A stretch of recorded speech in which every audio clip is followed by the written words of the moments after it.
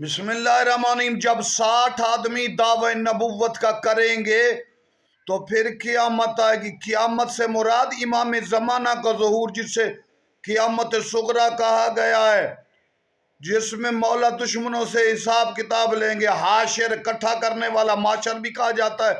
اس معاشر سے پہلے ایک اور پہلے معاشر امام مہدی بنائیں گے. تو یہ قیامت قیامت قیامت کی رٹ لگائی ہوئی ہے. جھوٹ بولتے ہو، نبی کے فرمان کی نفی کرتے ہو. نبی کہہ گئے مہدی آئیں گے. مہدی سے پہلے قیامت خرافات اور بکواسات کا مجموعہ ہے، کوئی قیامت نہیں. قیامت آئے گی ظہور مہدی کے بعد.